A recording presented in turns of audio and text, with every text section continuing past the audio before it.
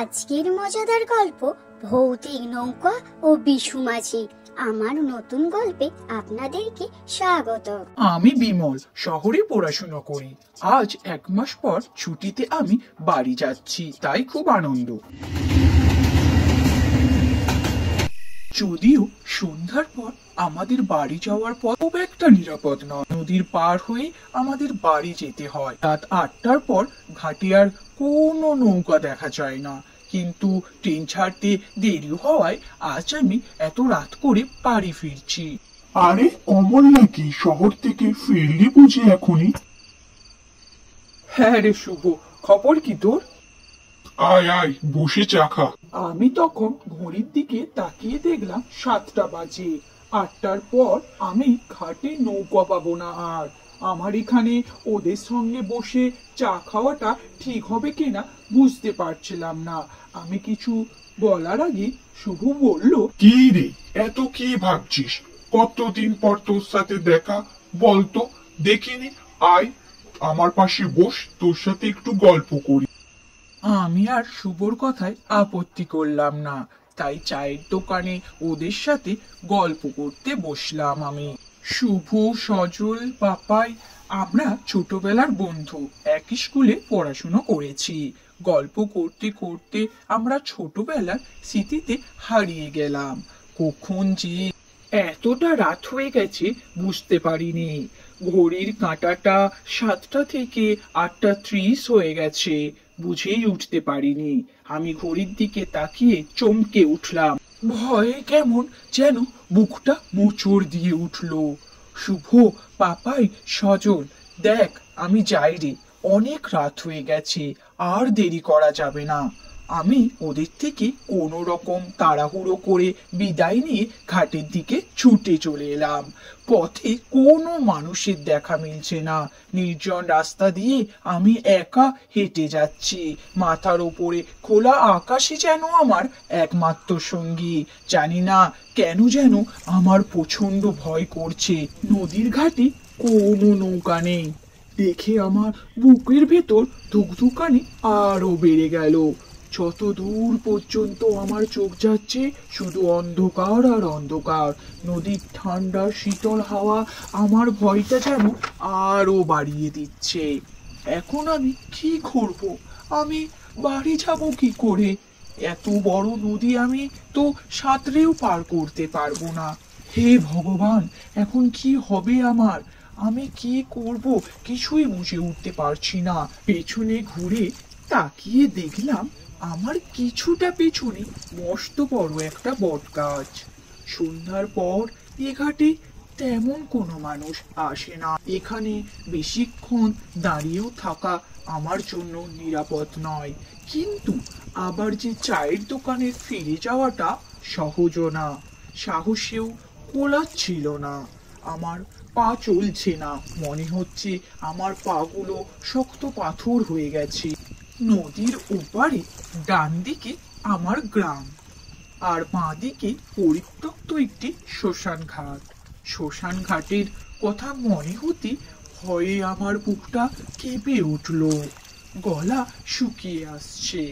এমন সময় নদীতে একটা নিভো নিভো আলো দেখা গেল। এটা কিসের আলো বুঝে উঠতে পারছিলাম না। আলোটা একটু কাছে আসতে বুঝতে পারলাম এটা হ্যারিকেনের আলো। না, শুধু হ্যারিকেনের আলো নয়, সাথে নৌকা আর মাঝিও আছে। নৌকা আর মাঝি দেখে আমি অনেক আনন্দিত হলাম। বুকের ভিতর ধুকধুকানিটা একটু হলেও এখন কম মনে হচ্ছে।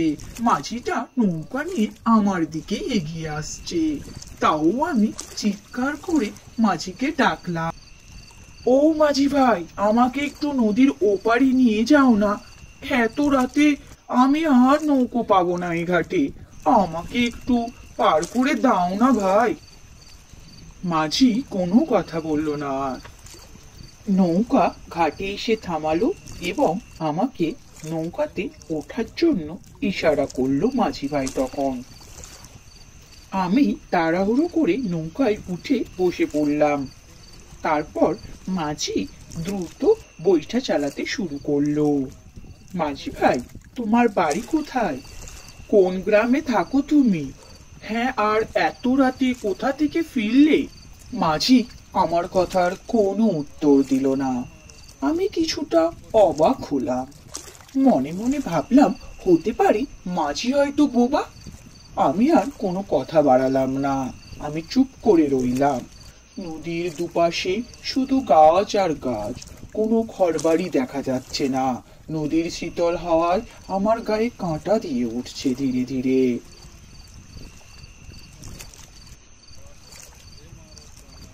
নৌকাটি যখন ঠিক নদীর মাঝে আসলো, চাঁদের আলো আমাদের নৌকার মধ্যে পড়লো।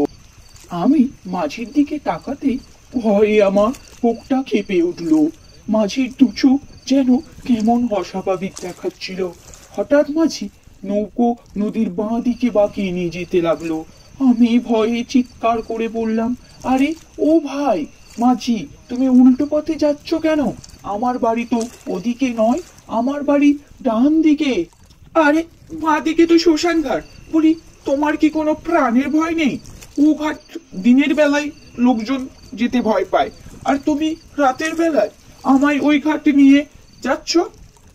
আরে ও মাঝি ভাই, চুপ করে আছো কেন? তুমি কি আমার কথা শুনতে পাচ্ছ না? মাঝি আমার কোনো কথার উত্তর দিল না। আপন মনে সে বৈঠা বাইতে লাগলো আর দ্রুত গতিতে শ্মশান ঘাটে যাচ্ছিল।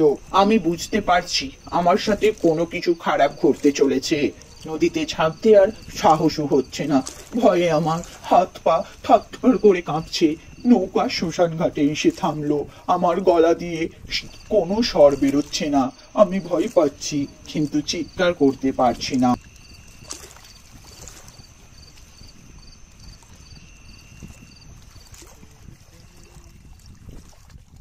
মাঝি তার হাত দিয়ে আমাকে শ্মশান ঘাট দেখিয়ে দিল।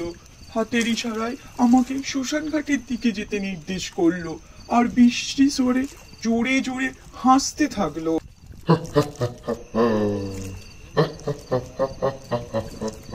আমার প্রচন্ড ভয় হচ্ছে, কিন্তু আমার শরীরে আমার কোনো নিয়ন্ত্রণ ছিল না। মনে হচ্ছে কেউ আমার হাত পা ধরে টেনে নৌকো থেকে নিচে নামিয়ে নিয়ে যাচ্ছে। আমি নৌকা থেকে নামতেই মাঝি এবং নৌকা অদৃশ্য হয়ে গেল। অদৃশ্য হয়ে হাওয়ায় মিলিয়ে গেল, আর অদৃশ্য কেউ আমাকে শ্মশান ঘাটের দিকে টেনে নিয়ে যাচ্ছে। শ্মশান ঘাটের চারপাশ জঙ্গলে ঘেরা। ভয়ঙ্কর শব্দ অনেক দূর থেকে আমার কানে ভেসে আসছে। আজই হয়তো আমার জীবনের শেষ দিন। শ্মশান ঘাটে আগে থেকেই একটা চিতা সাজানো ছিল। আমি সামনে যেতেই চিতা দাউ দাউ করে জ্বলে উঠলো। চিতার চারপাশে অনেক মানুষের খুলি ও কঙ্কাল পড়ে আছে। তারপর অদৃশ্য কেউ আমায় বলল, যা, চিতায় যা, দেরি করিস না। এই চিতা তোর জন্যই সাজিয়ে রাখা হয়েছে। আমি চিতার দিকে এক পা দু পা করে এগিয়ে যাচ্ছিলাম। তখনই পেছন থেকে কেউ একজন খুব শক্ত করে আমার হাত চেপে ধরলো। আমাকে শ্মশান ঘাট থেকে টেনে হিঁচড়ে বাইরে নিয়ে যাচ্ছিল। আমি চোখে ঝাপসা দেখছিলাম। লোকটার চেহারা আমি ভালো করে বুঝতে পারছিলাম না, কিন্তু ওনাকে আমার চেনা চেনা মনে হচ্ছিল।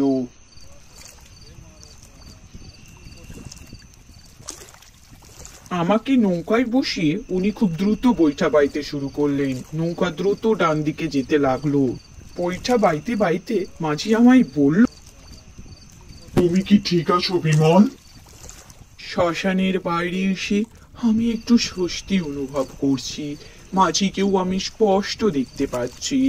উনি আমাদের গ্রামের বিশু মাঝি। বলি, তোমার কি কোনো বুদ্ধি শুদ্ধি নেই? তুমি কেন রাতের বেলা একা একা বাড়ি ফিরছিলে? তুমি কি জানো না রাত 8টার পর এ ঘাটে কোনো নৌকা থাকে না? আর তোমার ভাগ্য ভালো ছিল বলে আজ আমি তোমায় দেখতে পেলাম, তাই তুমি বেঁচে গেলে প্রাণীতে, নালে তোমার যে কি হতো। কিন্তু আপনি কাকা এত রাতে এই শ্মশান ঘাটে কি করছিলেন? আমি নদী থেকে মাছ ধরে বাড়ি ফিরছিলাম, তখন দূর থেকে দেখলাম ভজন তোমায় নিয়ে শ্মশান ঘাটের দিকে যাচ্ছে। তোমার সাথে কি ঘটতে চলেছে তখন আমি সেটা বুঝতে পেরেছি, কিন্তু ভজন তো অনেক আগেই মারা গেছে, 2 বছর আগে। ভজনকে আমি খুব ভালো করেই চিনি, কারণ আমরা দুজনেই একসাথে মাছ ধরতাম। কোনো এক শারীরিক অসুস্থতার কারণে আমি মাছ ধরতে আসতে পারিনি। সেদিনও একা একাই মাছ ধরতে এসেছিল নদীতে। তারপর সেই রাতে ও আর বাড়ি ফেরে না।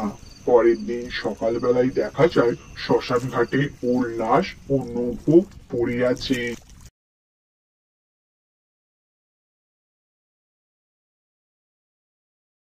মহেশ কাকার কথা শুনে আমার গা কেঁপে উঠল। আজ আমি মৃত্যুর দুয়ার থেকে ফিরে এসেছি। নৌকা ধীরে ধীরে আমাদের গ্রামের পাড়ের দিকে গিয়ে থামলো। তখন ভোরের আলো প্রায় ফুটে এসেছে। জীবনে এক বিশেষ অভিজ্ঞতা অর্জন করলাম। এরপর আমি ধীরে ধীরে আমার মামার বাড়ির দিকে গিয়ে উঠলাম।